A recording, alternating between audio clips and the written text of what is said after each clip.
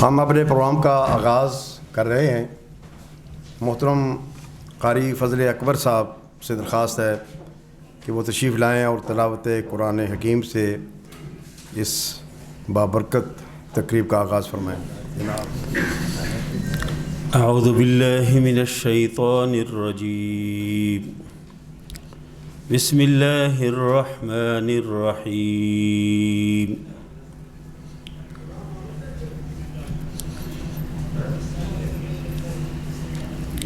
ان هذا القرآن يهدي للتي هي اقوم ويبشر المؤمنين الذين يعملون الصالحات ان لهم اجرا كبيرا وأن الذين لا يؤمنون بالآخرة أعتدنا لهم عذابا أليما ويدعو الإنسان بالشر دعاءه بالخير وكان الإنسان عجولا وجعلنا الليل والنهار آيتين فمحونا آية الليل وجعلنا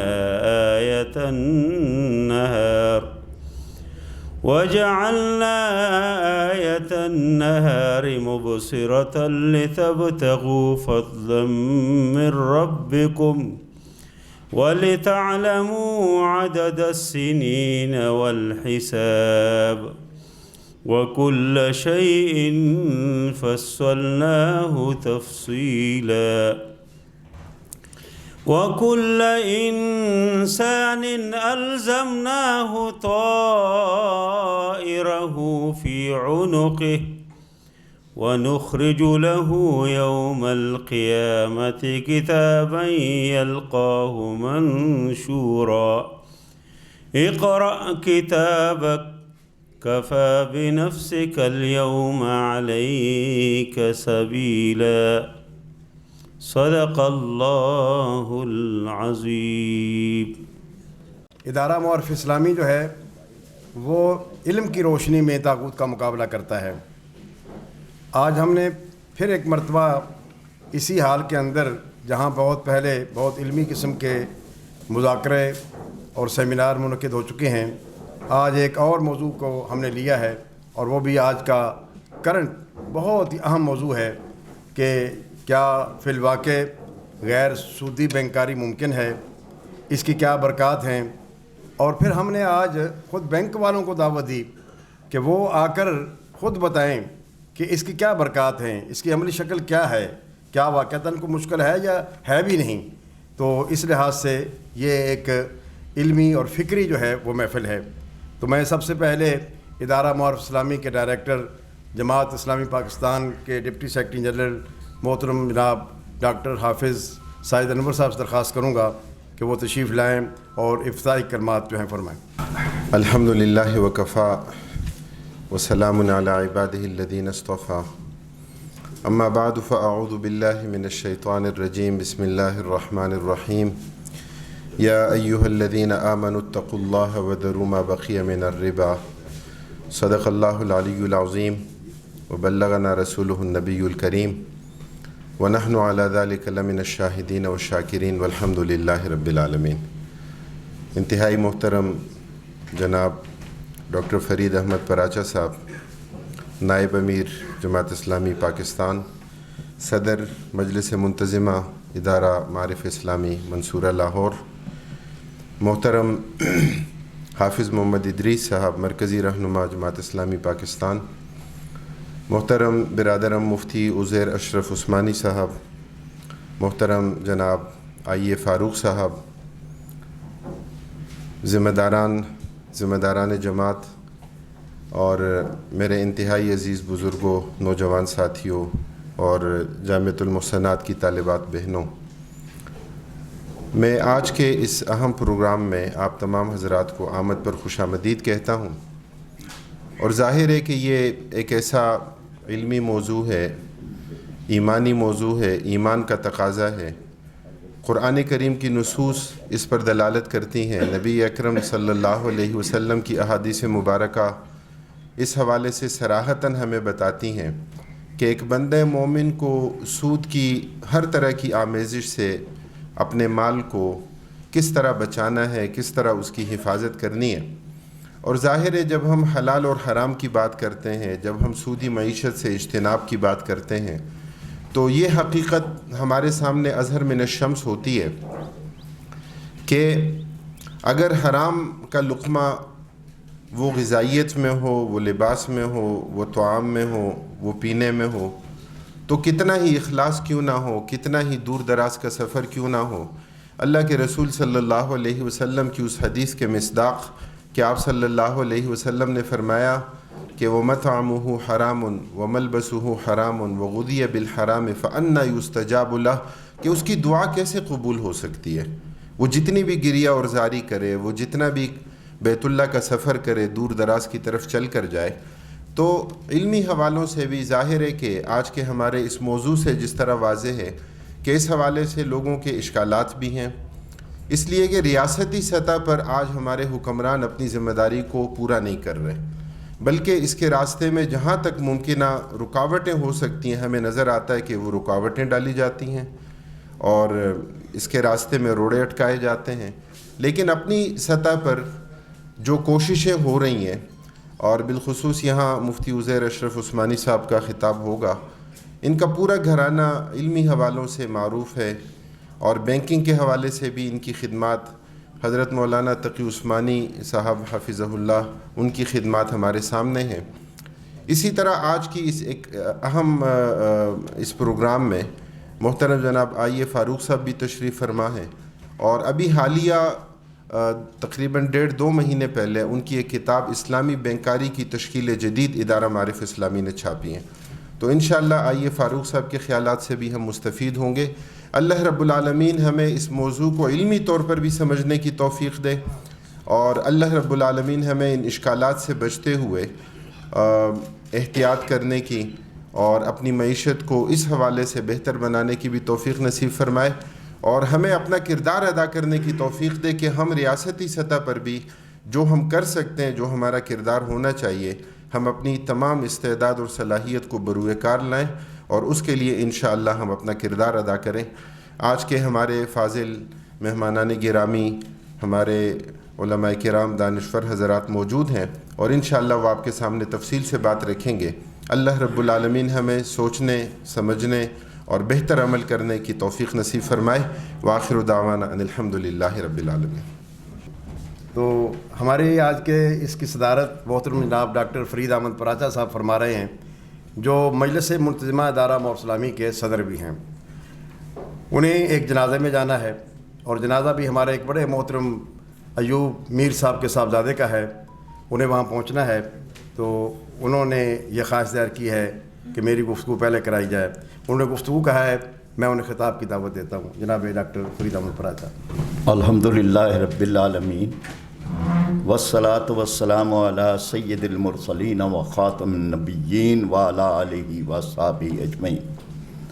قابل احترام جناب حافظ محمد ادریس صاحب، محترم مفتی عزیر اشرف عثمانی صاحب، آئیے رحمان صاحب، دیگر مہمانان گرامی جناب ڈاکٹر حافظ ساجد انور صاحب، اور معزز خواتین و حضرات، بہت اہم موضوع ہے، اور میں شکر گزار ہوں ادارہ معارف اسلامی اور ان کے ذمہ داران کا، اور میزان بینک کے ذمہ داران کا، کہ آج کے اس انتہائی اہم موضوع پر اس سیمینار کا اہتمام کیا گیا ہے۔ ایک واحد برائی ہے جس کے خلاف قرآن پاک میں اللہ تبارک و تعالیٰ نے اعلان جنگ کیا ہے، فَأَذَنُوا بِحَرْبٍ مِّنَ اللَّهِ وَرَسُولِهِ، پھر ان سود خوروں کے خلاف اللہ اور رسول کی طرف سے اعلان جنگ کر۔ پھر اسی طرح جتنے سوالات آج پیدا ہوتے ہیں وہ سارے سوالات کا جواب قرآن پاک میں دیا گیا ہے کہ جی تجارت والا جو سود ہے وہ اس میں شامل نہیں ہے۔ تو قرآن پاک نے ارشاد فرمایا کہ احل اللہ البیع وحرم الربا، بہت بڑا فرق یہ ہے کہ تجارت حلال ہے اور سود حرام ہے۔ پھر اسی طرح یہ جو سوال ہوتا ہے کہ جی سود تو بڑھاتا ہے، اس میں اضافہ ہوتا ہے، تو قرآن پاک نے ارشاد فرمایا کہ یمحق اللہ الربا ویربی الصدقات، اللہ تبارک و تعالیٰ سود کی جڑ کاٹ دیتا ہے، مٹ مار دیتا ہے اور صدقات کو بڑھاتا ہے۔ اور اسی طرح سے دیگر جتنے بھی سوالات ہیں ان کے جوابات موجود ہیں۔ میں اختصار سے کام لوں گا، بڑے اہم مقررین تشریف فرما ہے۔ 1948 میں قائد اعظم نے جب اسٹیٹ بینک کی بنیاد رکھی تو اس وقت ہی اس بات کا یعنی اسٹیٹ پالیسی یہ اعلان کی کہ جو مغرب کا سودی نظام ہے اور معاشی نظام ہے وہ انسانیت کی ہلاکت ہے، اور میں اپنے ماہر معیشت سے یہ کہوں گا کہ اسلام کی معیشت کی بنیاد پر ایک معاشی نظام تشکیل دیا جائے۔ تو یہ اسٹیٹ پالیسی تھی، اور اسی طرح سے اس پہ پھر 1969 میں مشاورتی کونسل نے، پھر 1973 کے آئین میں آرٹیکل 38F جس میں یہ کہا گیا کہ ایز ارلی ایز پاسبل سود کو ختم کر دیا جائے۔ 1991 میں وفاقی شرعی عدالت نے یہ تاریخی فیصلہ دیا کہ جس میں یہ بات کہی گئی کہ جتنے بھی سودی قوانین ہیں وہ 6 مہینے کے اندر ختم کر دیے جائیں، حکومت کو پابند کیا۔ لیکن حکومت نے اس کے بجائے کہ وہ اس پر عمل درآمد کریں، وہ چلے گئے اپیل میں، اور اس اپیل کا فیصلہ سپریم کورٹ کے شریعت اپیلٹ بینچ نے 1999 میں کیا، اور انہوں نے بہت ہی واضح طور پر اس فیصلے کو برقرار بھی رکھا اور ساتھ مقرر کر دیا کہ 31 مارچ 2001 تک اگر حکومت نے یہ قوانین ختم نہ کیے تو یہ آٹومیٹکلی ختم ہو جائیں گے، خود بخود ختم ہو جائیں گے۔ اس سے واضح نہیں ہو سکتی، یہ ساری چیزیں تھیں، لیکن اس کے باوجود پھر حکومت، اور یہ سارے پارٹیوں کی حکومتوں کا کردار ہے، پھر وہ جو ہے وہ سپریم کورٹ میں پھر چلے گئے، اور اس طرح سے 2002 میں وہ چونکہ سارے ججز تبدیل ہو چکے تھے، حالانکہ اپیل انہیں سننی چاہیے تھی، تو 2002 میں پھر اس کورٹ نے جو ایک سیکولر طرز کے ججز پہ مشتمل تھی، انہوں نے پھر اسے ریمانڈ کر کے وفاقی شرعی عدالت میں واپس بھیج دیا۔ وہاں 2002 سے لے کر 2012 تک یہ پڑا رہا ہے سرد خانے میں یہ فیصلہ۔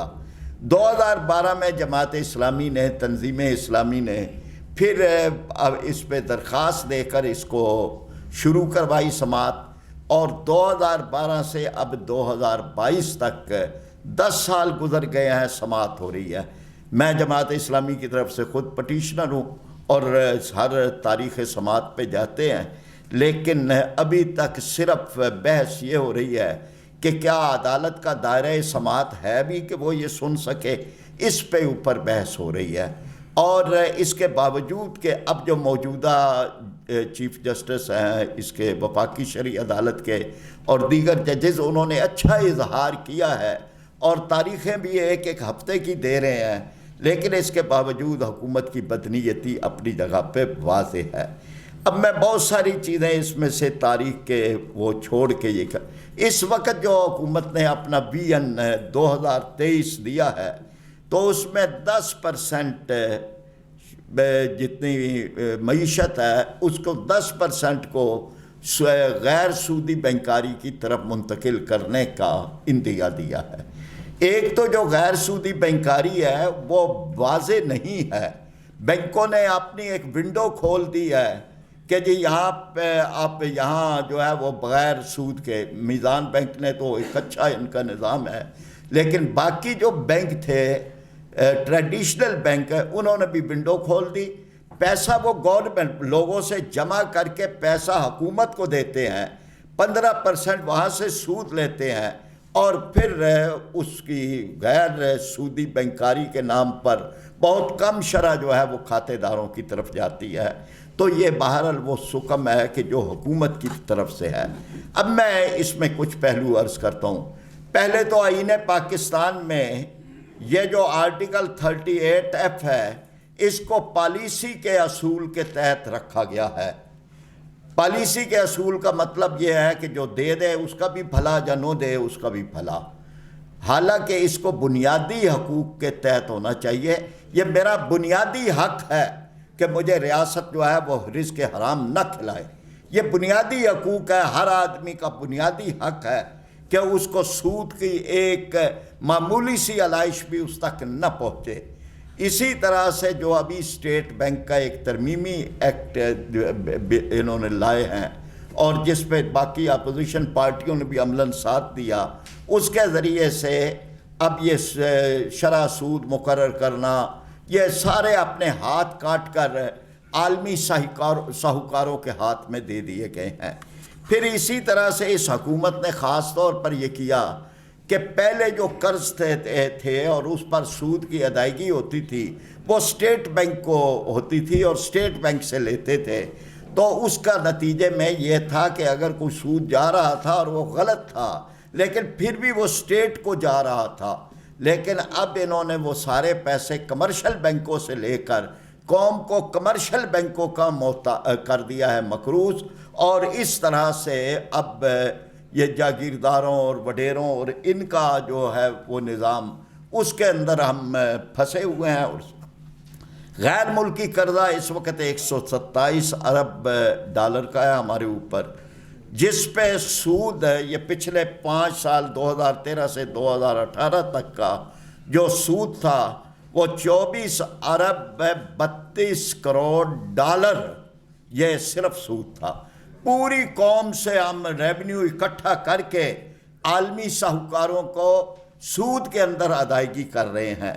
اس وقت بھی جو دیے گئے اب 5 ارب 80 کروڑ ڈالر ہیں کہ جو سود میں، بلکہ ایک کیلکولیشن یہ ہے کہ اصل قرضے سے زیادہ ہم سود ادا کر چکے ہیں، یعنی سود کی رقم جو ہے اس میں اصل قرضہ سے بڑھ کر ہم سود کی شکل کے اندر دے چکے ہیں۔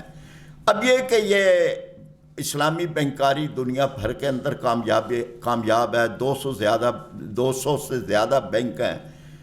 اسلامک بینک بنگلہ دیش ایک بڑی اچھی مثال ہے کہ جس میں انہوں نے چھوٹے لوگوں کو، کاشتکاروں کو اور غریبوں کو قرض دیے ہیں، اور 99.9 ان کا جو ہے وہ واپسی کا ریٹ ہے۔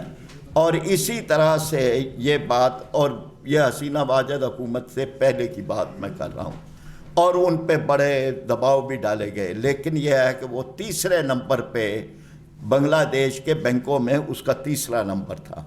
ابھی جو تھا 2002 میں سالانہ طور پر 30% جو ہے وہ آئی ہے کہ اسلامک بینکاری 30% کے ریٹ سے کر رہی ہے۔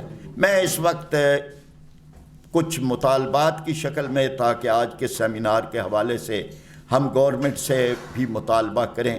پہلا مطالبہ ہمارا یہ ہے کہ 24 جون 2002 میں جو سپریم کورٹ نے فیصلہ دیا تھا اور جس کے تحت وفاقی شرعی عدالت کو یہ معاملہ واپس بھیجا تھا، ہم حکومت سے مطالبہ کرتے ہیں کہ اس کو کالعدم قرار دلوانے اور 91 کے وفاقی شرعی عدالت کے فیصلے کو برقرار کرنے کے لیے حکومت خود اپیل میں جائے اور مدینہ منورہ کی اسلامی ریاست کے دعویٰ کرنے والوں پہ یہ لازم ہے کہ وہ خود جائیں اور اس کو ختم کروائیں، بجائے اس کے کہ یہ مخالفت کریں جو وہاں کر رہے ہیں وفاقی شرعی عدالت کے اندر۔ دوسرا یہ ہے کہ سود ایکٹ 1838 سمیت جتنے بھی قوانین ہیں ان کو کالعدم قرار دیا جائے۔ ان کے متبادل قوانین بھی اسلامی نظریاتی کونسل نے تشکیل دی ہے، مزید ہو سکتے ہیں۔ اسی طرح سے جو اسٹیٹ بینک کے سلسلے میں آئینی ترامیم کی گئی ہیں، وہ آئینی ترامیم جو ہیں وہ واپس لی جائیں، اور اسٹیٹ بینک کے جو اس کو غلامی میں دے دیا گیا ہے ورلڈ بینک اور IMF کی غلامی میں اس کا خاتمہ کیا جائے۔ پھر حکومت واضح ایک تاریخ دے کب تک سود ختم کرے گی۔ قوم یہ چاہتی ہے کہ یہ کیوں ہمیں رزق حرام کھلا رہے ہیں، اور جو نبی کریم صلی اللہ علیہ وسلم کی ایک حدیث مبارکہ کہ ایک وقت ایسا آئے گا کہ سود نہ لینے والوں بھی، یعنی جو نہیں لینا چاہتے، ان تک بھی سود کا گرد و غبار پہنچے گا۔ اب یہ ہم اسی دور میں ہیں کہ قوم کا کوئی فرد سود نہیں لینا چاہتا، لیکن یہ گرد و غبار جو حکومت نے اڑایا ہے یہ اس تک ہے۔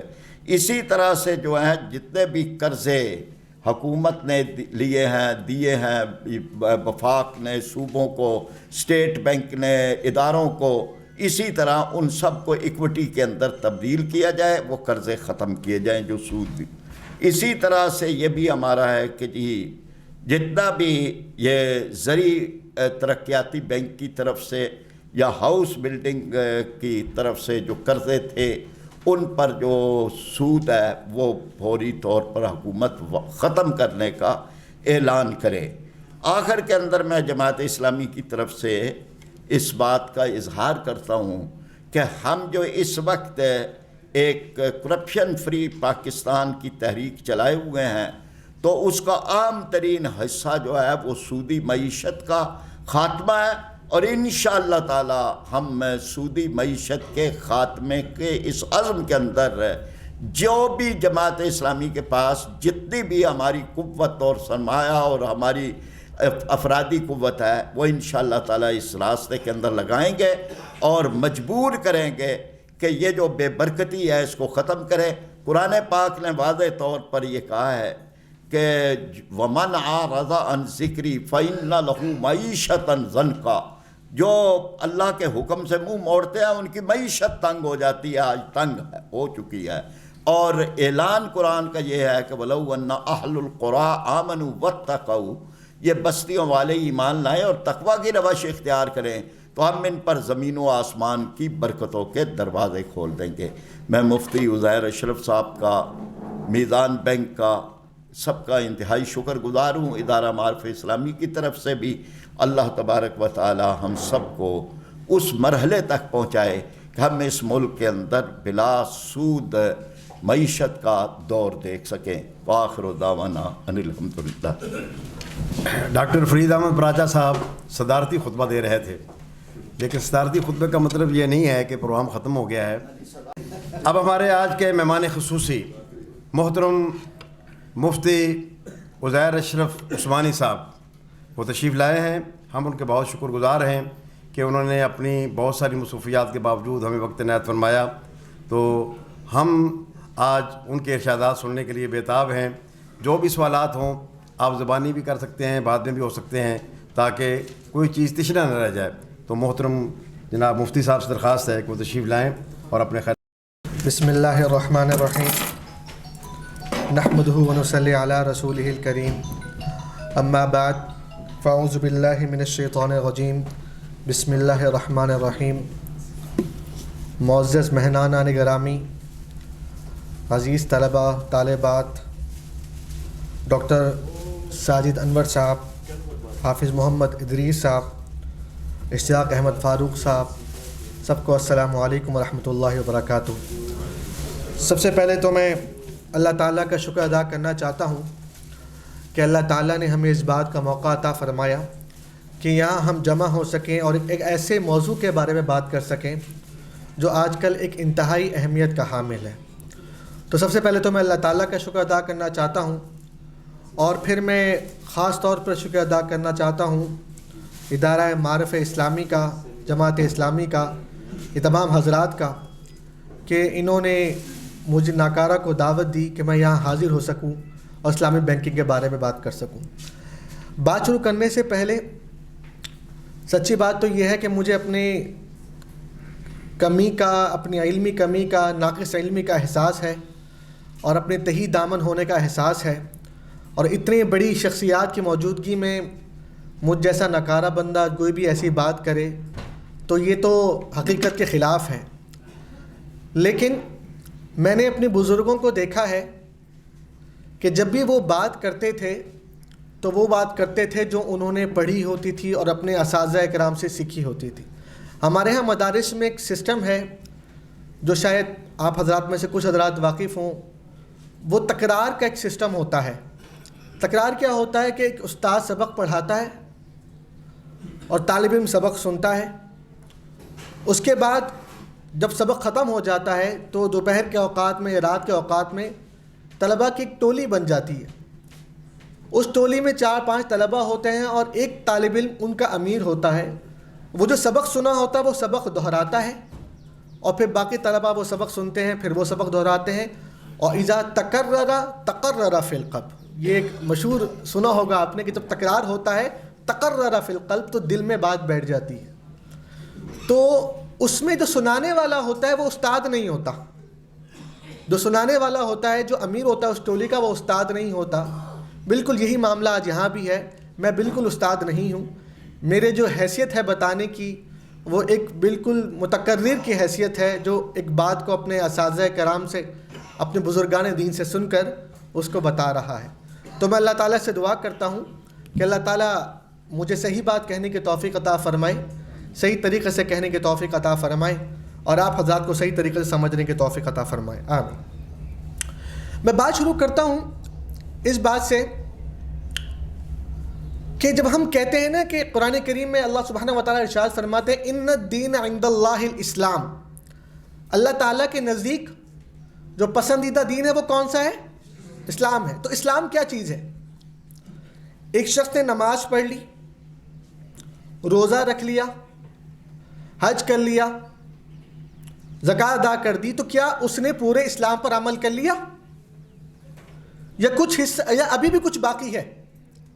ہمارے ہاں سوسائٹی میں، معاشرے میں سمجھا جاتا ہے جس نے نماز پڑھ لی، روزہ رکھ لیا، حج کر لیا، اس سے زیادہ متقی انسان کوئی نہیں ہے، اس نے پورے دین اسلام پر عمل کر لیا. تو کیا یہ بات درست ہے؟ اسلام کے بس یہی شعبہ جات ہے یا اور بھی کچھ ہے اس کے علاوہ؟ اور بہت کچھ ہے. اسلام کے بنیادی طور پر 5 شعبے ہیں. سب سے پہلے نمبر پہ عقائد ہے. ہمارا عقیدہ، ہمارے عقائد، ہمارا عقیدہ کیا ہے؟ توحید کا عقیدہ ہے. ہمارا عقیدہ کیا ہے؟ ختم نبوت کا عقیدہ ہے. یہ ہمارا عقیدہ ہے. یہ بالکل ایسے ہی اسلام کا حصہ ہے جیسے کہ نماز، روزہ، حج، زکوٰۃ دین کا حصہ ہے. دوسرے نمبر پر عبادات. اس میں نماز، روزہ، حج، زکوٰۃ ساری عبادتیں آ جاتی ہیں. تیسرے نمبر پر اخلاقیات، جو ہماری اخلاقیات ہوتی ہیں، اخلاق، مورل ایتھکس. حدیث شریف میں آتا ہے، آقا دو جہاں سرکار دو عالم حضرت محمد مصطفیٰ صلی اللہ علیہ وسلم نے ارشاد فرمایا انما بعثت لاتمم مکارم الاخلاق، کہ مجھے کس لیے بھیجا گیا؟ تاکہ میں مکارم اخلاق کی تکمیل کر سکوں. تو اخلاقیات بھی بالکل ویسی دین کا حصہ ہیں جیسے نماز، روزہ ہمارے دین کا حصہ. 3 چیزیں ہو گئی. چوتھی چیز کیا ہے؟ معاملات، پبلک ڈیلنگ. آپ نے کسی کو قرض دیا تو کیسے قرض دیا؟ آپ نے کسی سے قرض لیا تو کیسے قرض لیا؟ آپ نے کسی کو اپنی گاڑی فروخت کی تو کیسے فروخت کی؟ آپ نے اگر کسی چیز کو کوئی چیز کرائے پر دی تو کیسے کرائے پر دی؟ یہ بھی ہمارے دین کا اسی طرح حصہ ہے جیسا کہ نماز، روزہ، حج دین کا حصہ ہے. اسی طرح ان کی بھی اہمیت ہے. قرآن کریم میں جگہ جگہ فرمایا لا تأکلوا اموالکم بینکم بالباطل، اپنا مال ناحق طریقے سے مت کھاؤ، ناجائز طریقے سے مت کھاؤ. یہ بھی ہمارے دین کا حصہ ہے. اور 5ویں چیز کیا ہے؟ معاشرت، لیونگ. معاشرت کیا ہوتی ہے؟ معاشرت یہ ہوتی ہے کہ ایک دوسرے کے ساتھ رہن سہن کیسا ہو، کیسا رہن سہن ہو. چنانچہ اللہ سبحانہ و تعالیٰ سورہ نور میں بالکل واضح طور پر ارشاد فرماتے ہیں کہ جب تم کسی کے گھر میں جاؤ تو پہلے کیا کرو؟ اس سے اجازت لو، پھر گھر والوں کو سلام پیش کرو. ایک حدیث شریف میں آتا ہے، ایک صحابی آقا دو جہاں سرکار دو عالم حضرت محمد مصطفیٰ صلی اللہ علیہ وسلم کی خدمت میں حاضر ہوئے. فرمایا دوالہ کٹیٹ آیا تو آپ صلی اللہ علیہ وسلم نے پوچھا من، کون ہے؟ کہنے لگے انا. انا کا مطلب میں ہوں. تو آپ علیہ السلام نے فرمایا انا انا. انا کیا ہے؟ آپ کو چاہیے اپنا تعارف کروائیں. یہ ہمارے معاشرت ہے. ہمیں ایک دوسرے سے رابطہ کس وقت کرنا، یہ ہماری معاشرت ہے. رات کو 4 بجے کال کر لی کہ مجھے یہ مسئلہ بتاؤ، یہ ہماری معاشرت کے خلاف ہے. یہ معاشرت کا حصہ ہے. سورہ نور میں اللہ سبحانہ و تعالیٰ نے پورے معاشرتی احکامات بیان فرمائے. یہ بھی ہمارے دین کا حصہ ہے. ہم لوگ اس کو دین کا حصہ بالکل نہیں سمجھتے. ٹھیک ہے, یہ ساری کی ساری چیزیں کیا ہیں؟ ہمارے دین کا حصہ ہیں. ٹھیک ہے.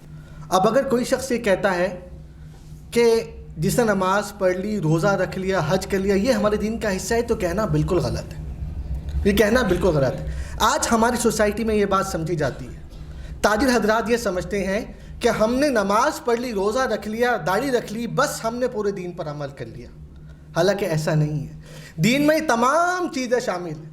معاملات کی اتنی اہمیت ہے. اللہ سبحانہ و تعالیٰ نے قرآن کریم میں, احادیث میں جگہ جگہ معاملات کا ذکر فرمایا. یا ایھا الناس کلوا مما فی الارض حلالا طیبا, کہ اے لوگو تم کھاؤ جو جو کچھ بھی کھاؤ, حلال کھاؤ, طیب کھاؤ, پاک بھی ہو, حلال بھی ہو اور پاک بھی ہو. اور ذکر کیا یا ایھا الناس, لوگوں کہا. تو اچھا معلوم ہوا غیر مسلم کے لیے بھی کیا ہے؟ حلال کھانا ضروری ہے. تو حلال کی اس بات سے اہمیت پتہ لگتی ہے. حدیث شریف میں آتا ہے کہ جس جسم کی پرورش میں ذرہ برابر بھی حرام شامل ہو وہ جنت میں داخل نہیں ہوگا. اللہ تعالیٰ ہمیں بچائے اس سے. ہر ذرہ برابر بھی. سوچیں اتنی اہمیت ہے. اور پھر جب ہم حرام کے دیکھتے ہیں, حرام میں بہت ساری چیزیں آتی ہیں. سود آتا ہے, قمار آتا ہے, غرر آتا ہے. ان سب میں سب سے زیادہ اہمیت کی جو حامل چیز ہے وہ کیا ہے؟ سود ہے. سود کا واحد چیز ہے, واحد ایسا گناہ ہے جس کے بارے میں اللہ سبحانہ و تعالیٰ نے کہا کہ اللہ اور اس کے رسول سے کیا کر دو؟ اعلان جنگ کر دو. اتنا سخت گناہ, اتنا سخت گناہ. اور جب ہمیں یہ نہیں پتا سود کیا ہوتا ہے تو ہم تجارت سے حاصل ہونے والا نفع اور سود سے حاصل ہونے والا نفع دونوں کو آپس میں کیا کر دیتے ہیں؟ مکس کر دیتے ہیں. اور سمجھتے ہیں کہ جیسے تجارت سے نفع حاصل ہو رہا ہے وہ بھی حلال ہے, اس طرح سود سے حاصل ہونے والا نفع وہ بھی حلال ہے. پھر آپ نے ایک بات بڑی زور شور سے سنی ہوگی, کان یہاں سے پکڑ لو, کان یہاں سے پکڑ لو. اسلامی بینکاری تو ایک ہی چیز ہے, حالانکہ دونوں میں زمین آسمان کا فرق ہے. زمین آسمان کا فرق کیوں ہے؟ ایک چیز سود ہے وہ مکمل حرام ہے, اور ایک سود نہیں ہے اس کا متبادل ہے وہ حلال ہے. اب ہمیں یہ نہیں پتا کہ سود کیا چیز ہے اور تجارت کیا چیز. اس کی وجہ سے ہم جو ہے کیا کرتے ہیں, ہم یہ فتوے دیے جاتے ہیں کہ جناب نفع یہاں سے بھی آتا ہے یہ بھی حلال ہے, نفع یہاں سے بھی آتا ہے یہ بھی حرام ہے. ہمیں یہ نہیں پتا سود کیا چیز. تو ہمارا جو بنیادی مقصد ہونا چاہیے وہ یہ ہونا چاہیے کہ ہمیں معلوم ہو سود کس ایریا کا نام ہے, سود کیا ہوتا ہے, سود کس چیز کو کہتے ہیں. یہ ہمیں بالکل بنیادی طور پر نہیں پتا. اس لیے میں چاہوں گا کہ چند کلمات سود کے بارے میں عرض کروں کہ سود ہوتا کیا ہے. سود کے بارے میں یہ بات سمجھ لیجئے کہ حدیث حضرت علی رضی اللہ تعالیٰ عنہ, حضرت عبداللہ بن مسعود رضی اللہ تعالیٰ عنہ, حضرت فضالہ بن عبید رضی اللہ تعالیٰ عنہ اور دیگر صحابہ نے سود کے بارے میں ایک جامع حدیث ذکر فرمائی ہے. اور وہ کیا فرمایا؟ کل قرض جر نفعا فہو ربا, یعنی ہر وہ ایسا قرض جو پہلے سے طے شدہ نفع لے کر آئے وہ ربا کہلاتا ہے. ہر وہ ایسا قرض جو پہلے سے طے شدہ نفع لے کر آئے وہ کیا کہلاتا ہے؟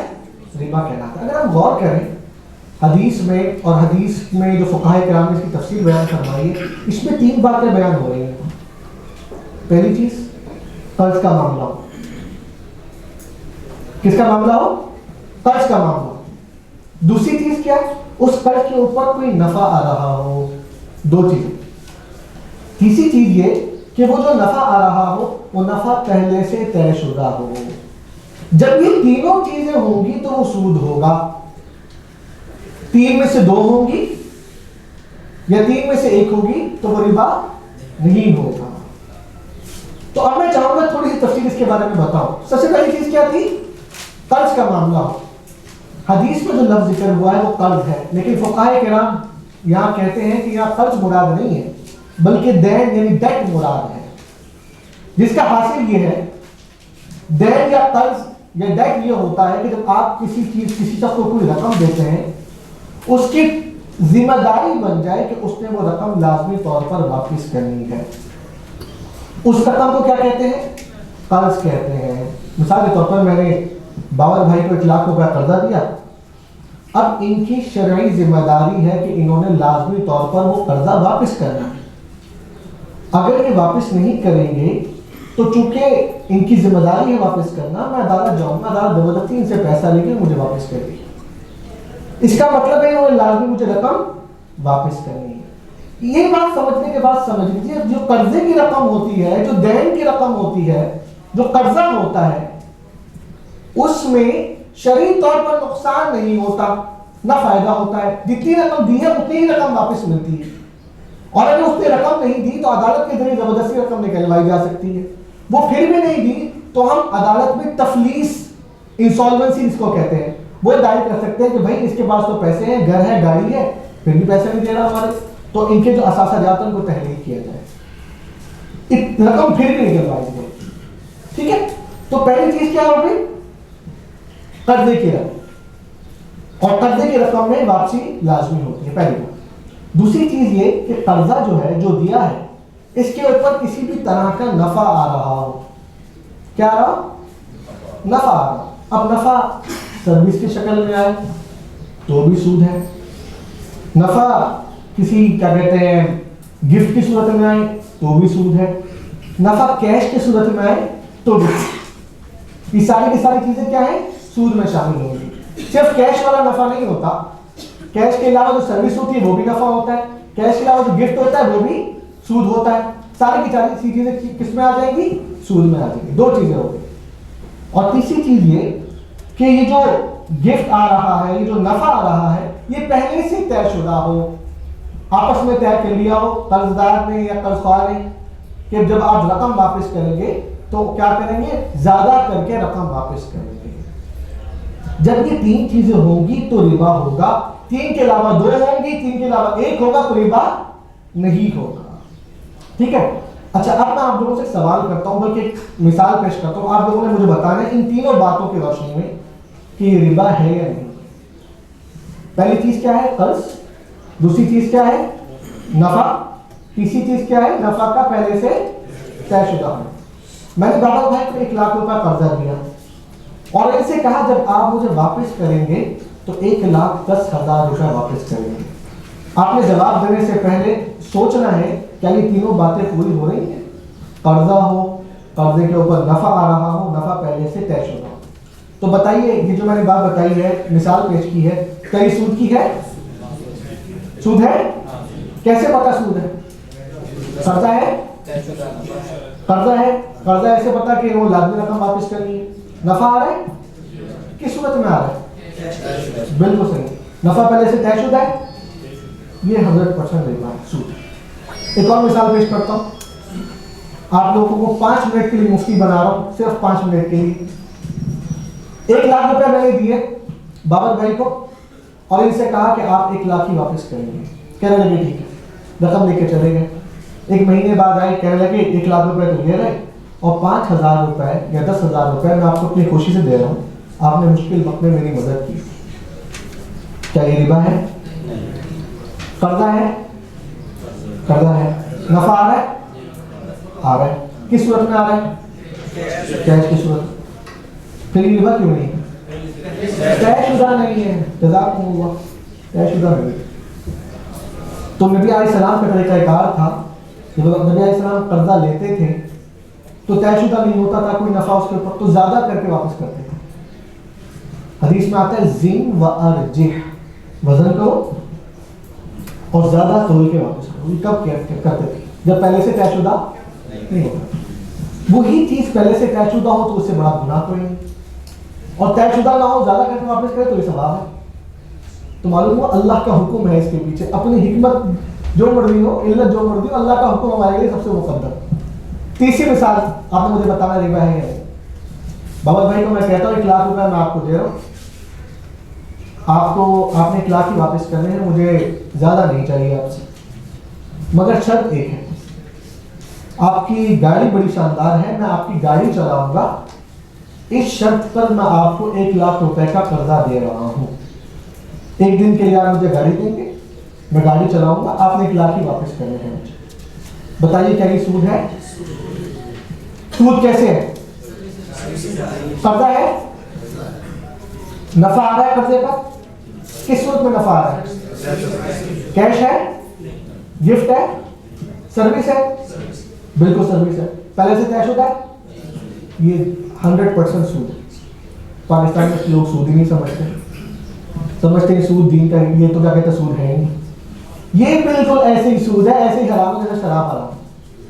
اگر آپ غور کریں جو کمپنیاں ہیں نا، بڑی معذرت کے ساتھ اگر اس کمپنی کے حضرات موجود ہوں یہاں پہ، پہلے سے معذرت کر لیتا ہوں. بعض کمپنیاں ہیں وہ کیا کہتی ہیں کہ آپ ہمارے پاس 2000 روپے رکھیں ہمارے اکاؤنٹ میں 1 مہینے تک، 2000 منٹ فری، 2000 SMS فری، اور انٹرنیٹ اتنا فری، اور 2 مہینے بعد 1 مہینے بعد پوری رقم آپ واپس نکال لیں بغیر کسی رقم کم ہوئے. تو مجھے بتائیے کیا یہ سود لگتا ہے آپ کو یا نہیں لگتا؟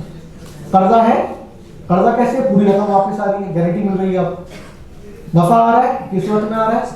سروسز کی شکل میں. پہلے سے طے شدہ ہے، جی بتا دیا انہوں نے آپ. ہمارے یہاں پاکستان میں اس کو لوگ سود نہیں سمجھتے. یہ بالکل سود ہے. اب جب ہمیں یہ معلومات مل گئی تو 1 منٹ کے لیے اس کو ذرا سودی بینکوں پر اپلائی کریں. سودی بینک پہ جائیں، اسے کہیں کہ اب ہمارا سیونگ اکاؤنٹ اوپن کریں. وہ کہتے ہیں ٹھیک ہے، آپ کی رقم 1 لاکھ روپے محفوظ ہے، گارنٹی ہے، اس میں کوئی نقصان نہیں ہوگا. تو پہلی بات تو یہ بتا دی کہ رقم قرض کی ہے تو کوئی نقصان کوئی نہیں ہو رہا اس میں، آپ کو پوری کی پوری رقم واپس مل گئی. دوسرا وہ یہ کہتے ہیں کہ جو رقم آئی ہے اس کے اوپر ہم آپ کو 5% نفع دیں گے، اور 5% نفع پہلے سے طے شدہ ہوگا. تو بتائیے کیا یہ رقم سود کی ہے یا نہیں؟ سود کی ہے یا نہیں؟ وہ 100% سود ہے. اس کے سود ہونے میں ہمیں کوئی شبہ نہیں. مجھے بڑے افسوس کے ساتھ کہنا پڑتا ہے کہ بعض لوگ جو اسلامی بینکاری پر اعتراضات کرتے ہیں وہ پھر بھی سودی بینکاری کو اپنا رہے ہوتے ہیں. ٹھیک ہے، آپ کو اسلامی بینکاری پر اعتراضات ہیں، ہر ایک کو حق ہے اعتراض کرنے کا، لیکن کم سے کم وہ تو بالکل واضح ہے نا کہ وہ حرام ہے. اس سے تو ہمیں بچنا چاہیے. وہاں تو ہم بچتے نہیں ہیں، یہاں اعتراضات کرتے ہیں. اعتراضات ضرور کریں لیکن کم سے کم ہمیں اس سے بچنا چاہیے. تو جب ہمیں یہ معلوم ہو گیا کہ سود یہ ہوتا ہے کہ قرض ہو، قرض کے اوپر نفع ہو، نفع پہلے سے طے شدہ ہو، یہ سود ہے، تو پھر اس کا حل کیا ہے؟ اس کا حل کیا ہے؟ ساری دنیا میں بینکاری اسی طریقے سے ہو رہی ہے جیسے میں نے آپ کو بتائی. قرضہ دیا، قرضے کے اوپر نفع ہے، نفع پہلے سے طے شدہ، حرام. کیا حل ہے اس کا؟ اگر آپ غور کریں نا، اس کا حل اللہ سبحانہ و تعالیٰ نے قرآن کریم میں بتا دیا. اور وہ حل کیا ہے؟ احل اللہ البیع وحرم الربا، کہ ربا تو حرام ہے، اس کو سائڈ پہ کر دو، تم تجارت کر لو. کیا کر لو؟ تجارت کرو. تجارت کیا ہوتی ہے؟ میں نے کتاب خریدی، اس کا مالک بن گیا، اور میں نے 100 روپے کی کتاب خریدی، اس کا مالک بن گیا، میں نے کتاب 110 روپے کی حضرت کو فروخت کر دی. بتائیے حلال ہے حرام ہے؟ کیا اس میں نفع آ رہا ہے؟ نفع پہلے سے طے شدہ ہے؟ طے شدہ نہیں. کیا یہ رقم قرضے کی ہے؟ قرضہ بھی نہیں، حلال ہے. ساری دنیا میں کاروبار خرید و فروخت کی بنیاد پر ہوتا ہے، حلال ہوتا ہے. دوسرا طریقہ کار کیا ہے؟ آپ اپنی پراپرٹی خریدیں، یہ میری پراپرٹی ہے، گاڑی ہے، اس کو میں نے کرایہ پر دے دیا، مجھے کرایہ ملنا شروع ہو گیا. حلال ہے حرام ہے؟ کیا اس میں نفع آ رہا ہے؟ نفع طے شدہ ہے؟ طے شدہ ہے؟ کیسے طے شدہ ہے؟ 10,000 روپے طے. کیا یہ رقم قرض کی ہے؟ قرض نہیں ہے، حلال. 2 صورتیں ہو گئی، خرید و فروخت، کرایہ. تیسری چیز کیا ہے؟ سروسز. ڈاکٹر حضرات، ٹیچر حضرات، لائر حضرات اپنی سروس پرووائڈ کرتے ہیں، اس کے بدلے کہتے ہیں کہ ہمیں آپ اس کی فیس پے کر دیں، 1000 روپے، 2000 روپے، 3000 روپے. بتائیے کیا وہ فیس حرام ہے؟ کیا وہ رقم قرضے کی رقم ہے؟ نفع آ رہا ہے اس پہ؟ آ رہا ہے. طے شدہ ہے؟ طے شدہ نہیں ہے. نہ رقم قرضے کی ہے نہ رقم طے شدہ ہے، حلال. 3 چیزیں ہو گئی. چوتھی چیز کیا ہے جس کے ہاتھ میں ڈاکٹر صاحب نے اشارہ فرمایا؟ شراکت داری. شراکت داری. شراکت داری کا مطلب کیا ہے؟ 2 پارٹنر نے مل کر پیسے ڈالے اور شراکت داری کر لی. یا ایک پارٹنر نے انویسٹمنٹ کی، دوسرے پارٹنر نے کہا کہ میں اس رقم کو کاروبار میں لگاؤں گا اور جو بھی نفع آئے گا آپس میں تقسیم کر لیں گے. نقصان ہوگا تو نقصان کس کا ہوگا؟ شریک کا ہوگا. آپ کو معلوم کہ عقائد و جہاں سرکار دو عالم حضرت محمد مصطفیٰ صلی اللہ علیہ وسلم حضرت خدیجہ رضی اللہ تعالیٰ عنہ کے ساتھ مزاربت پر معاملہ کیا کرتے تھے. کس پر کرتے تھے؟ مزاربت، جس کا حاصل یہ ہے کہ انویسٹمنٹ کس کی تھی؟ حضرت خدیجہ کی تھی، اور جو سروسز تھی، ایکسپرٹیز تھی، وہ کس کی تھی؟ نبی کریم صلی اللہ علیہ وسلم. مال کو جا کر ملک شام میں جا کر فروخت کیا، ڈبل ٹرپل کا نفع ہوا، آپس میں تقسیم کر لیا. اور اگر نقصان ہوتا تو کس کا ہوتا؟ حضرت خدیجہ کا ہوتا. چنانچہ مزاربہ میں نقصان بھی ہو سکتا ہے، نفع بھی ہو سکتا ہے، دونوں ہی صورتیں ممکن ہیں. اور یہ بھی صورت ممکن ہے نہ نقصان ہو نہ نفع ہو، دونوں ہی صورتیں ممکن ہیں. اسی طرح مشارکہ ہوتا ہے. مشارکہ میں کیا ہے؟ تھوڑی سی انویسٹمنٹ میری ہے، تھوڑی انویسٹمنٹ دوسرے صاحب کی ہے، دونوں نے مل کر پارٹنرشپ کی، آگے انویسٹ کر دیا حلال جگہ پر. جو بھی پروفٹ آیا اپنے جو انہوں نے طے کیا تھا کہ 50% ہو یا 60-40 ہو یا 70-30 ہو، اس کے مطابق تقسیم کر لیا، تناسب کے ساتھ تقسیم کر لیا. اسے مشارکہ کہتے ہیں. یہ بھی حلال ہے. اسلامی بینکاری ان 4 چیزوں پر چلتی ہے. اگر آپ غور کریں، اسلامی بینکاری ان 4 چیزوں پر چلتی ہے. پہلی چیز میں نے آپ کو بتائی، خرید و فروخت. آپ کسی اسلامی بینک کے پاس جاتے ہیں، میں میزان بینک کی مثال دے دیتا ہوں. آپ کہتے ہیں مجھے لیپ ٹاپ چاہیے، بینک نے لیپ ٹاپ خرید کے رکھا ہوا ہے، بینک اس کا مالک ہے، آپ کو لیپ ٹاپ فروخت کر دے گا، اپنا پروفٹ رکھ لے گا، جیسے سارے دکاندار کرتے ہیں ویسے بینک کرے گا. آپ بینک کے پاس آتے ہیں، مجھے گاڑی چاہیے، کون سی گاڑی چاہیے؟ مجھے کرولا چاہیے. بینک گاڑی خریدے گا، آپ کو کرایہ پر دے دے گا، آپ اس کا کرایہ ادا کرنا شروع کر دیں گے. آپ آئے بینک کے پاس کہ مجھے چیک بک چاہیے، مجھے ATM سروس چاہیے. بینک نے آپ کو ATM سروس دے دی، چیک بک دے دی، اور آپ سے کہا کہ آپ جو ہے وہ کیا کہتے ہیں اس کی فیس ادا کر دیں 1000 روپے سالانہ. جیسے عام ڈاکٹر کی فیس ہوتی ہے ویسے ہی والی فیس ہے. یہ بھی حلال. آپ بینک کے پاس گئے، بینک سے کہا مزاربہ کر لیں، آپ نے انویسٹمنٹ کی، بینک نے کہا میں آپ کے پیسوں کو حلال جگہ پر لگاؤں گا، کسی حرام جگہ پر نہیں لگاؤں گا. پروفٹ ہو گیا تو آپس میں تقسیم کر لیں گے، لاس ہو گیا تو لاس آپ کا ہوگا. جب مشارکہ کر لیتے ہیں، آپ کی بھی انویسٹمنٹ ہوگی، میری بھی انویسٹمنٹ ہوگی، دونوں پیسے ملائیں گے، آگے جگہ پر انویسٹ کر دیں گے، جو پروفٹ آئے گا اپنے نفع کے حساب، جو آپ کا تناسب ہوگا اس کے حساب سے تقسیم کر لیں گے. اور اگر نقصان ہو گیا تو نقصان کس کا ہوگا؟ ہمیشہ انویسٹر کا ہوگا. یہ سارے معاملات بینک کرتا ہے. اسلامی بینک کی بات کریں، ان 4 اصولوں پر چلتا ہے. پھر ان 4 کے آگے مزید شاخیں نکلتی ہیں. خرید و فروخت سے مرابحہ، مساومہ، سلم، استثناء، یہ ساری چیزیں نکلتی ہیں. پارٹنرشپ میں مزاربہ اور مشارکہ ہوتا ہے. کرائے میں اجارہ ہوتا ہے، اجارۃ الاعیان ہوتا ہے، اجارۃ الاشخاص ہوتا ہے. یہ سارے معاملات کیے جاتے ہیں اور سارے معاملات کو ان کی روح کے مطابق کیا جاتا ہے. ایسا نہیں ہو سکتا ہے کہ محض کاغذی کارروائی ہو، بلکہ حقیقتاً کیا جاتا ہے. اس میں تمام وہ وسائل بروئے کار لائے جاتے ہیں جو اس کو حقیقت کے مطابق بنائیں. آپ اس کی مثال ہی سمجھ لیجیے، کبھی بھی یہ 4 معاملات کبھی شراب بنانے والی کمپنی کے ساتھ نہیں ہوگی. ایک کمپنی آئی شراب بنانے والی، اس نے کہا کہ میرا اکاؤنٹ اوپن کریں، اکاؤنٹ اوپن نہیں ہوگا اس کا. کیوں؟ مزاربہ ہے، مزاربہ میں حلال جو کیپٹل وہ ہونا ضروری ہے. ایک کمپنی آئی کہنے لگی کہ گانے بنانے والی کمپنی ہے، مجھے نیا گانا بنانا ہے، مجھے اس کے لیے آپ رقم دے دیں. نہیں مل سکتی رقم، نہیں ملے. رقم ملے گی تو حلال چیز کی ملے گی، حرام چیز کی نہیں ملے گی. بلکہ چھوٹی چھوٹی رقموں میں بحث ہوتی ہے. میں آپ کو بڑی مثال دوں. کچھ دنوں پہلے ہمارے پاس ایک کیس آیا. ایک خاتون نے آپ کو پتہ ہے نا ایک طریقہ آ گیا منیٹائزیشن کا یوٹیوب پہ، کہ آپ یوٹیوب پہ ویڈیو بناتے ہیں، اس کو منیٹائز کر دیتے ہیں، اور منیٹائز کرنے کے بعد جب بھی وہ کوئی شخص ویڈیو دیکھتا ہے تو اس میں اشتہار چلتا ہے. اشتہار جو دیکھتا ہے اس سے نفع آتا ہے. یعنی اشتہار جو کمپنی ہوتی ہے وہ نفع پروفٹ دیتی ہے. اس کے افطار کے طور پر 100 روپے دیے تو گوگل کہتا ہے کہ جو یوٹیوب والے وہ کہتے ہیں ہم اس کا 40% دے دیں، 60% آپ کا، یہ جو بھی آپس میں طے شدہ ہوتا ہے. وہ اشتہارات ایسے ہوتے ہیں جو ناجائز ہوتے ہیں عام طور پر، بلکہ اکثر و بیشتر 90% حرام ہوتے ہیں. چنانچہ جو انکم والی وہ بھی حرام. اب ہمارے پاس خاتون کا کیس آیا، غالباً انہیں کی برانچ سے آیا. انہوں نے کہا کہ کیا کہتے ہیں یہ میرا چیک ہے، منیٹائزیشن کے ذریعے رقم حاصل ہوئی ہے، وہ انہوں نے خاتون نے کوئی ویڈیو بنائی تھی, یوٹیوب پہ ڈال دی, اس پہ پیسے بہت سارے لوگوں نے دیکھا, اس کے پیسے آ گئے. اب وہ پیسے کہاں سے جنریٹ ہوئے؟ وہ اس حرام انکم سے جنریٹ ہوئے. تو میزان بینک میں ہمارے بڑی بحث ہوئی, حلال ہے حرام ہے, اس کے سارے پہلو دیکھے گئے. آخر میں فیصلہ ہوا نہیں, یہ ہم اس کو حلال نہیں سمجھتے, چیک نہیں لیا, ان کا واپس کر دیا. ایک بہت بڑے سنگر ہے, ان کا میزان بینک میں اکاؤنٹ کھولا بوتیک کا بتا کر کہ میرا بوتیک ہے. رقم جب آنی چاہیے تو اتنی رقم تھی بوتیک کی ہو نہیں سکتی تھی. تو ایک سسپینس کریٹ ہو گیا, بھائی کیا وجہ ہے, رقم کس چیز کی ہے. چیک کیا تو پتہ لگا رقم تو کانسرٹس کی ہے, فلاں جگہ فلاں جگہ فلاں جگہ. کیا کیا؟ اکاؤنٹ بند کر دیا.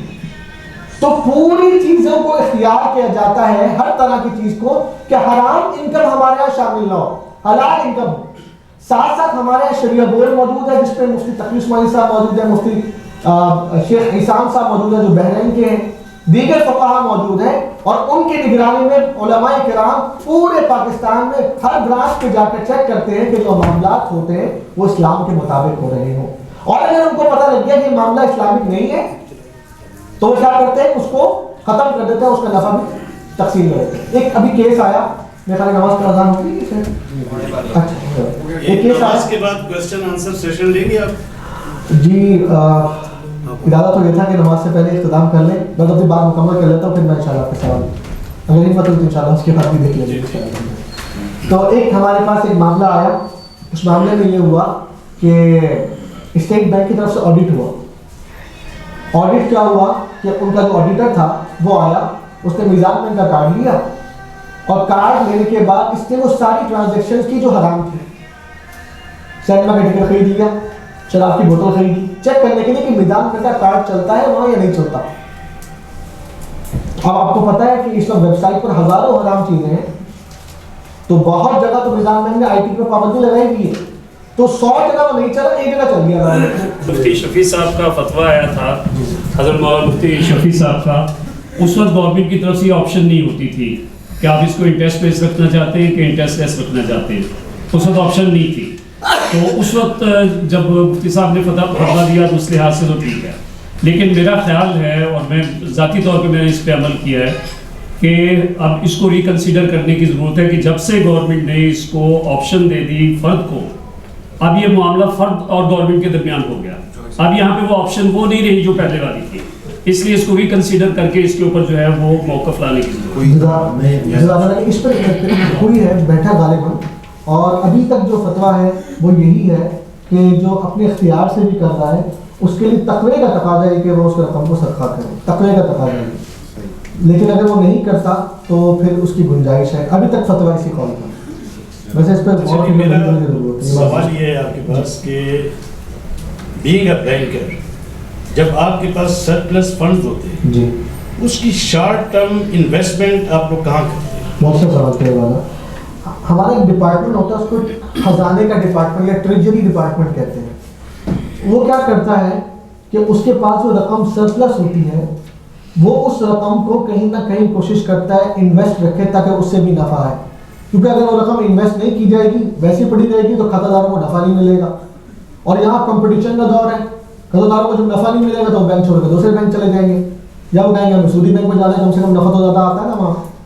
تو اس لیے وہاں پر انویسٹ کیا جاتا ہے, وہ رقم کو انویسٹ کیا جاتا ہے. اب اس رقم کو کہاں انویسٹ کیا جاتا ہے, اس کے بہت سارے ایونیوز ہیں, اور بینک مستقل ایونیوز ڈھونڈتا ہے. یہ شارٹ ٹرم فنڈنگ کی میں بات کر رہا ہوں, 3 دن 4 دن اس طرح. اس میں وہ بینک کیا کرتا ہے کہ بینک یا تو کسی دوسرے بینک کے سیونگ اکاؤنٹ میں رقم رکھوا دیتا ہے, ایک طریقہ وہ چاہے جو بھی بینک ہو, نہیں اسلامی بینک, اسلامی بینک ہمارا سرکل صرف اسلامک بینک کی رہتا ہے. انویسٹمنٹ بینک نہیں رہتا, آپ منی مارکیٹ میں انویسٹ کرتے ہیں, سکوک میں کرتے ہیں. جس بینک کو آپ دیتے ہیں وہ منی مارکیٹ میں انویسٹ تو کرتا ہی ہے. دیکھیں ہم اسلامک بینک کو دیتے ہیں, اور اسلامک بینک میں جس طرح انہوں نے فرمایا تھا کہ کچھ کمپنیز ہیں جن کے اوپر ہماری مکمل تصدیق ہے کہ وہ شریعہ کمپلائنٹ ہیں, یس ان کے ساتھ ہم کاروبار کرتے ہیں. اچھا, اب میرا اگلا سوال ہے کہ آپ کا اور اکاؤنٹ ہولڈر کا, میں آپ کے پاس آیا, میں ایک قطار میں کھڑا ہوا اور میں نے پیسے جمع کیے, یہ پیسے جو آپ نے مجھ سے لیے کس حیثیت میں لیے؟ مزاربہ کی حیثیت سے لیے. مزاربہ کی حیثیت سے. اس کا مطلب ہے کہ اگر میں کرنٹ اکاؤنٹ کھولوں گا جی تو میں مزاربہ کروں گا آپ کے ساتھ. دو الگ الگ چیزیں. آپ سے ہم آپ سے پوچھیں گے کہ آپ رقم پر نفع لینا چاہتے ہیں یا رقم پر کوئی نفع نہیں لینا چاہتے. اگر آپ کہیں گے رقم پر کوئی نفع نہیں لینا چاہتے پھر وہ قرض کی بنیاد پر ہوگا. اس کا مطلب ہے کہ آپ میرا پیسہ آپ یوز کریں گے جیسے دل آئے, لیکن مجھے اس پر دیں گے نہیں. جی قرض تو یہی ہوتا ہے. ٹھیک ہے, بہت اچھے. یہ بھی تمام بینک یہی کام کر رہے ہیں, وہ بھی کسٹمر کا پیسہ یوز کرتے ہیں. آپ یہ کہتے ہیں کہ ہم اس کو اسلامک کر کے کر رہے ہیں, وہ سود پر کر رہے ہیں. اب میرا ایک اگلا سوال, یہ سوال کر کے اس کے بعد آپ جواب. اچھا, آپ سوال کرتے ہیں نا تو جواب کے لیے موقع دیں تاکہ میں کمپلیٹ کر دوں. آپ سوال مکمل کریں. ہاں, یہ کویشچن کمپلیٹ کر. جی. اچھا, دوسری بات یہ ہے کہ جیسا کہ آپ نے فرمایا کہ دوسرے کا مال ناحق طریقے سے استعمال نہیں کرنا چاہیے. اب میں نے آپ کو آ کے ایک پیسہ دیا, آپ نے جس حیثیت میں لیا اٹس اوکے. اس کے بعد ہوا یہ کہ with the passage of time inflation کی وجہ سے یا ڈپلیشن کی وجہ سے اس پیسے کی قیمت کم ہوتی ہے, جس کو ٹائم ویلیو آف منی کی حیثیت سے کیلکولیٹ کر کے یہ قیبل نکالتے ہیں. بالکل ٹھیک ہے جی. تو اس کے تدارک کے لیے آپ نے کیا کیا؟ دیکھیے, بات میں آپ کو بتاؤں گا بینکر کی حیثیت سے نہیں, فقہ کی حیثیت سے کہا تھا. شریعت یہ کہتی ہے کہ اگر آپ نے کسی سے قرض لیا ہے تو جتنا قرض لیا ہے اتنی ہی رقم کو واپس کرنا ہوگا. اب چاہے اس میں ڈیپریسیشن ہو جائے چاہے اپریسیشن ہو جائے, ڈالر ریٹ اوپر چلا جائے ڈالر ریٹ نیچے آ جائے, جتنی رقم آپ نے لی ہے اتنی رقم واپس کی جائے گی. اگر 1980 میں قرض لیا ہے 1 لاکھ روپے, آج کل وہ 1 کروڑ کے برابر بنتا ہے. مگر آج کل کے زمانے میں اگر واپس کیا جائے گا تو 1 لاکھ روپے ہی واپس کیا جائے گا. ایک کیا کہتے ہیں اس کو, مہنگائی کو اور قیمت کو لگا کر واپس نہیں کیا جائے گا. جتنی رقم لی تھی اتنی رقم واپس. اس میں نا جی, اس میں ٹائم, یہ بیسیکلی کنونشنل فائنینسنگ میں کانسیپٹ ہے ٹائم ویلیو آف منی کا. اسلامک فائنینسنگ میں کانسیپٹ ہے ٹائم ویلیو آف ایسٹ کا. اوبیسلی جب آپ ایک ایسٹ 25 سال پہلے خریدتے ہیں تو آج اگر آپ اپنی زمینیں دیکھ لیں تو وہ 1,25,000 پہلے جو آپ نے زمین خریدی تھی آج اس کی ویلیو 1 لاکھ نہیں ہے. اسلام الاؤ نہیں کرتا Islamic financing time value of money کو. 6 مہینے ایک آپ کے بہت بڑے انویسٹرز یا جن کے پاس پیسے ہے وہ پلی لیتے ہیں کہ یہ تو اس لیے ہم انٹرسٹ لیتے ہیں کہ ہمارا 6 مہینے بعد وہ ویلیو نہیں رہ جائے گی. لیکن اسلامک فائنینسنگ کا یہ کانسیپٹ ہے کہ 6 مہینے بعد اس ایسٹ کی اگر ڈالر خرید کے رکھ لیتے ہیں تو ڈالر کی پرائس بڑھ جائے گی. آپ پلاٹ خرید کے رکھ لیتے ہیں تو پلاٹ کی پرائس بڑھ جائے گی. اور اس چیز کو اسلام الاؤ کرتا ہے کیونکہ اسلامک فائنینسنگ میں ساری انویسٹمنٹ ایسٹ بیس ہوتی ہے, ٹائم ویلیو منی سے نہیں کرتی. اچھا, اس میں ایک چیز میں مزید اس کی ایکسپلینیشن چاہوں گا آپ سے. ہوتا ہے یہ کہ جب at the time of contract یا جب معاہدہ ہو رہا ہوتا ہے تو جو ریئل ویلیو آف ایکسچینج ہوتی ہے with the passage of time وہ ڈپریشیٹ ہو رہی ہوتی ہے, اس میں انفلیشن ہو رہا ہوتا ہے. تو کیا پیپر منی میں اسلامک بینکنگ ہو سکتی ہے؟ جی, پیپر منی میں اسلامک بینکنگ ہو سکتی ہے مگر مارکیٹ ریٹ پر ہوگی. آپ پیپر منی میں اسلامک بینکنگ سے مراد یہ لے رہے ہیں کہ میں اگر ڈالر دوں اور پیچھے آپ پرچیز کروں, یہ مراد لے رہے ہیں, یہ کوئی اور مراد ہے؟ اس میں آج آپ کے بینک میں 1 لاکھ روپیہ جمع کرا, ٹھیک ہے, کل ڈالر کا ریٹ چڑھ جاتا ہے, گولڈ کا ریٹ چڑھ جاتا ہے, وہ 1,80,000 میں تبدیل ہو جاتا ہے. اس کی جو بائنگ ویلیو 80,000 ہے, تو یہ جو 20,000 کا فرق ہے بینک میں رکھنے کی وجہ سے یا آپ کے پاس امانتاً رکھنے کی وجہ سے, اس کا میں کیا فارن کرنسی کو اپنے پاس نہیں اگر اپنے پاس جو بیسک کام ہے, نہیں, آپ میں بیسک کنسپٹ پر بات کر رہا ہوں, آپ اس کو اس طرف لے کے جا رہے ہیں. بیسک کنسپٹ یہ ہے کہ جب ریئل ٹرانزیکشن ہوتی ہے اس میں جو ویلیوز ایکسچینج ہوتی ہیں وہ ویلیو ایز اٹ از رہتی ہے. اب ایک سرکاری ملازم ہے, جس دن اس نے سرکاری ملازمت حاصل کی اس دن اس کو 1 تولہ تنخواہ کے برابر پیسے ملتے ہیں. آج 20 سال کے بعد اس کو 1 تولہ کے برابر تنخواہ کے پیسے نہیں مل رہے. میں اس چیز کی بات کر رہا ہوں کہ جو پیپر منی ہے بنیادی طور پر یہ وہ یونٹ ہو ہی نہیں سکتا کہ جو ریئل ویلیو آف سروسز کو ٹرانسفر کرے. دیکھیے سر, یہ میں اس کا جواب دینا چاہوں گا. اچھا, ایک تو کیونکہ تھوڑا سا ٹائم کم ہے, دوستوں سے ریکویسٹ ہے زیادہ سوال پوچھ لیں. میں اور میری ٹیم اور مفتی صاحب اویلیبل ہوں گے. اگر کسی کو کوئی ابہام ہے یا جو ڈسکشن ہو جائے گی ہماری تو زیادہ سے زیادہ سوال آ جائیں تاکہ آج کے سیشن کا مقصد پورا ہو جائے. میں اویلیبل ہوں بعد میں. اچھا, آپ کا جو سوال تھا, جس طرح مفتی صاحب نے فرمایا فائنینس اور کاروبار کے 2 اصول ہیں. ایک جو آپ نے فرمایا آپ کے پاس 2 آپشن ہیں, آپ کا مال ہے, آپ اپنے گھر میں تکیے کے نیچے رکھ لیں, لاکر میں رکھ لیں, یا بینک کے پاس قرض کی صورت میں رکھ لیں. ہمارا کام اس کو صرف قرض کی صورت میں رکھنا ہے. اب دوسرا آپ کا جو سوال ہے کہ جی مجھے ڈی ویلیویشن ہو رہی ہے یا یہ معاملہ ہو رہا ہے, اس کے لیے بینک میں مشترکہ مضاربہ کے بہت ساری پروڈکٹس اویلیبل ہیں جو آپ نے چوز کرنی ہے. اور نفع نقصان تو دیکھیں کسی فارم میں بھی ہو سکتا ہے. جو سر نے فرمایا کہ یہ چوائس آپ کی ہے, آپ پیسے نہ رکھیں, آپ گولڈ لے لیں یا فارن کرنسی لے لیں, تو یہ انویسٹر کی چوائس ہے. بینک کا کام ذمہ داری یہ ہے, فار ایگزامپل میرے پاس 10 کروڑ روپیہ ہے, اب میں گھر میں 4 گارڈ رکھوں, بندے رکھوں, کیسے رکھوں سہولت کے لیے؟ تو میرے پاس آپشن ہے کہ میں بینک میں جاؤں اور وہ 10 کروڑ رکھوں. یہ ذمہ داری بینک کی ہے کہ اس کو کیسے محفوظ رکھے. آپ 10 سال بعد بھی آئیں گے تو وہ 10 کروڑ میں نے محفوظ رکھا ہوگا. ہاں آپ کے پاس آج آپشن ہے کہ آپ مضاربہ بیس ماڈل میں ہمارے ساتھ انویسٹمنٹ کر لیں تاکہ آپ کی ٹائم ویلیو منی کم ہو. باقی پھر میں کے دے دوں آپ کو. وہ سوال یہ ہے جیسا کہ آپ نے اپنی سابقہ گفتگو میں فرمایا کہ پینالٹی نہیں ہونی چاہیے. یعنی آپ ایک سودا طے کرتے ہیں, جیسا آپ نے مثال دی کہ ایک 100 روپے کی چیز ہے, وہ 80 روپے دے کے گیا اور 10 منٹ کا وعدہ کیا کہ واپس آ کے 20 روپے دے گا, اور وہ 1 مہینے بعد آیا اور اس دکاندار نے اس سے کہا نہیں بھائی 150 روپے کی دوں گا, تو اس پر 2 معاملے طے ہو گئے. تو اب یہ حرام ہے, ٹھیک ہے. اب اسی طرح بینک کی ایک میں نے چیز لی, ایک پروڈکٹ لی, لیپ ٹاپ لیا, ایک گاڑی لی, میں 1 مہینے قسط نہیں ادا کر سکا, اگلے مہینے جاتا ہوں بینک کہتا ہے مجھے اتنی پینالٹی دے دو, میں اسے صدقہ کروں گا. تو آپ اس کو کیسے جسٹیفائی کریں؟ میاں صاحب دیں گے. میاں صاحب دے دیں. نہیں میرا آپ ہی میاں صاحب دیں آپ دیکھیے جی, اس کا جو جواب دیا جاتا ہے وہ تو یہی ہے کہ عمومی طور پہ معاشرے میں ہمارے ہاں دیانتداری کا جو معاملہ ہے وہ جس لیول پہ وہ ہمیں پتہ ہے, اور جہاں پہ آپ ریلیکس کر دیں وہاں پہ کوئی بھی اچھے سے اچھا اور دیانتدار آدمی بھی اس پہ عمل کرنے کے لیے تیار نہیں ہے.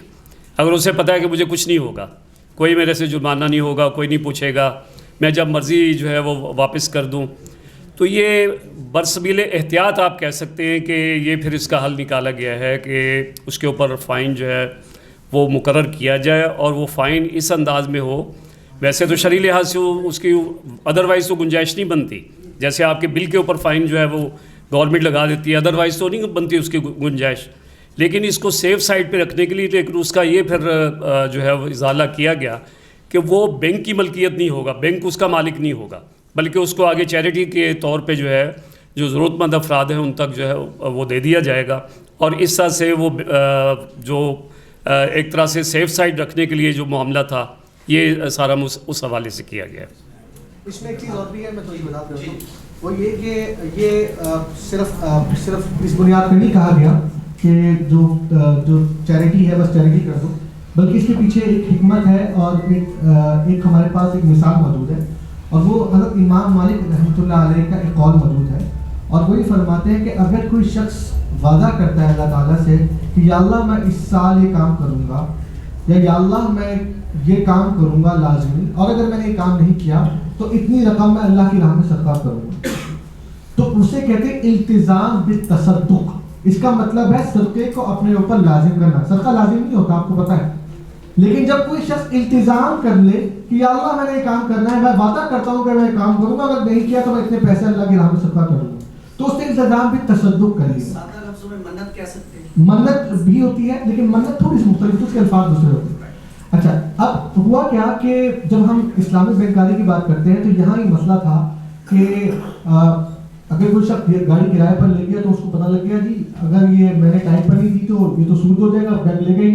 اس کا حل نکالنا ضروری تھا, تو اس کا حل یہ نکالا کہ جو بھی شخص ہوگا وہ اس کا التزام بھی تصدق کرے گا, تو لکھے گا. آپ کو عبارت پڑھیں, اس کی عبارت یہ ہوتی ہے کہ میں وعدہ کرتا ہوں کہ میں ٹائملی پیمنٹ کروں گا, میں اللہ سے وعدہ کرتا ہوں کہ اگر ٹائملی پیمنٹ نہیں کی تو اتنی رقم کو اللہ کی راہ میں صدقہ کروں گا. اب 2 فرق ہو گئے. کنونشنل سسٹم میں شرط کنونشنل بینک لگاتا ہے, یہ والا سسٹم جو ہے اس میں بندہ خود ہی لکھ کر دیتا ہے.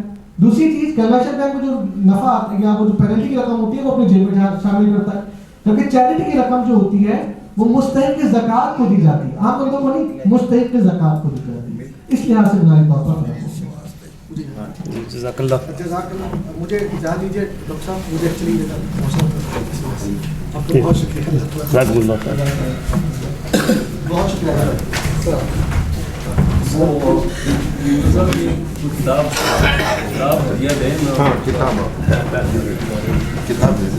وہی پڑھی ہوئی یہ تو آپ نے تشریف رکھنے پہ ملے گی آپ جی ادب میں بات کرتا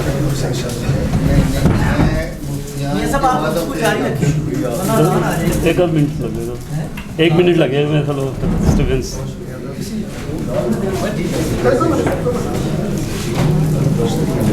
میرا خیال ٹائم چونکہ کم ہے تو میں اپنی گفتگو کا آغاز کر دیتا ہوں. بسم اللہ الرحمن الرحیم.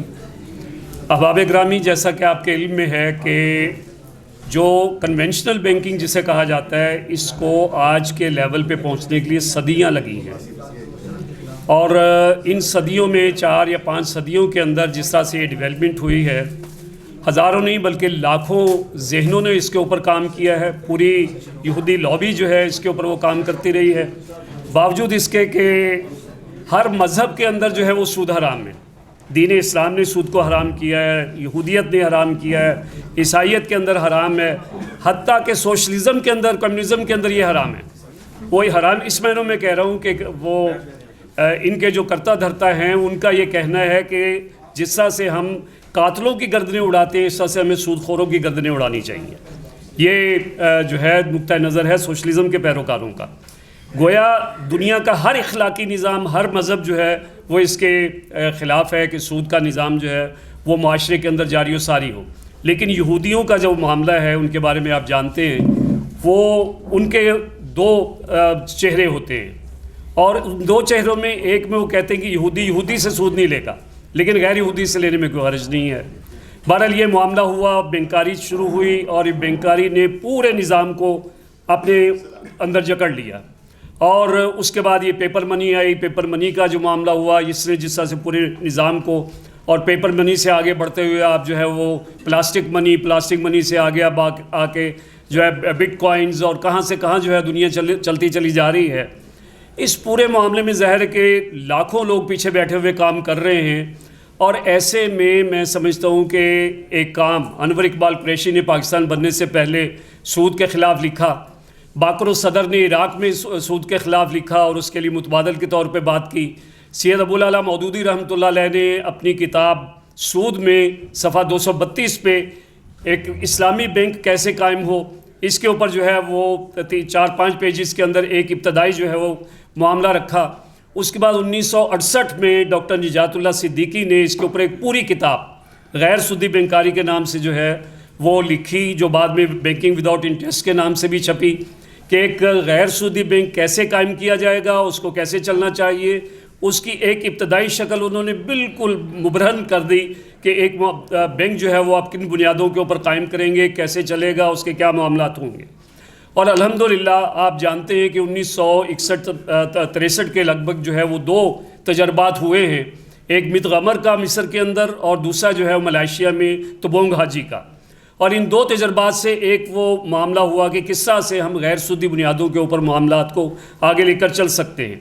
بعد کے دور کے اندر آپ کے علم میں ہے کہ 1975 میں دبئی اسلامک بینک کا قیام، اور اس سے پہلے OIC کے تحت اسلامک ڈیولپمنٹ بینک جو ہے وہ قائم ہوا. اور اس طرح سے ایک طرح سے وہ ابتدا آپ کہہ سکتے ہیں کہ اسلامی بینکاری کی ہوئی ہے. اور اس وقت تک کل جو عرصہ اسلامی بینکاری کو آپ کہہ سکتے ہیں زیادہ سے زیادہ 50 سال ہے. اس کے مقابلے میں غیر سودی بینکاری جو ہے اس کے صدیاں اس کے پیچھے ہیں، اور اسلامی بینکاری کو صرف ابھی 50 سال کا عرصہ جو ہے وہ گزرا ہے. ان 50 سالوں میں جو دنیا کے اندر اس وقت 3000 سے زیادہ جو ہے وہ، یعنی آپ کہیں کہ کوئی 1500 کے قریب بینک اور ہزاروں ان کی شاخیں دنیا بھر کے اندر. میرے پاس اعداد و شمار اس وقت موجود ہیں، ان کی اس وقت میں ڈیٹیل میں نہیں جا سکتا ٹائم کی کمی کی وجہ سے، کہ دنیا بھر کے اندر اسلامی بینکاری کس طرح سے پھیلی، کتنی بڑی، کتنے ایسٹس اس کے پاس آئے. اور یہ چیز شو کرتی ہے کہ لوگوں کا ایک اعتماد اس کے اوپر جو ہے وہ موجود ہے، اور اس اعتماد کو مزید بہتر کرنے کی ضرورت ہے. ابھی بھی جو بات ہو رہی تھی یہاں پہ مثلاً فرمائے، قوم کو بھی اللہ تعالیٰ جاگنے کی، اٹھنے کی توفیق عطا فرمائے. اللہ تبارک و تعالیٰ سے میں آپ سب لوگوں کے لیے دعا گو ہوں جو یہاں تشریف لائے ہیں، اس آنے کا آپ کو اللہ تعالیٰ اجر عطا فرمائے. آئندہ بھی انشاءاللہ ہم اس طرح کی مجلسیں جو ہیں منعقد کرتے رہا کریں گے، اور شاید ہو سکتا ہے کہ آئندہ کسی بڑے حال کے اندر یہاں منصورہ کے اندر ہم مجلس منعقد کریں. الحمدللہ رب العالمین والصلاة والسلام علی رسولہ الکریم وعلی آلہ وصحبہ اجمعین. اللہم اجعلنا من الذین یستمعون القول فیتبعون احسنہ اللہم حبب الینا الایمان وزینہ فی قلوبنا وکرہ الینا الکفر والفسوق والعصیان واجعلنا من الراشدین۔ یا اللہ اس ملک کو اور تمام بلاد اسلامیہ کو امن و امان کا گہوارہ بنا، سودی لعنت سے اللہ تبارک و تعالیٰ نجات عطا فرما۔ یا اللہ اس ملک کو نااہل حکمرانوں سے نجات عطا فرما اور اس کے اندر اسلامی انقلاب کے لیے راستہ ہموار فرما۔ ربنا تقبل منا انک انت السمیع العلیم وصلی اللہ علی النبی الکریم وعلی آلہ واصحابہ اجمعین برحمتک یا ارحم الراحمین۔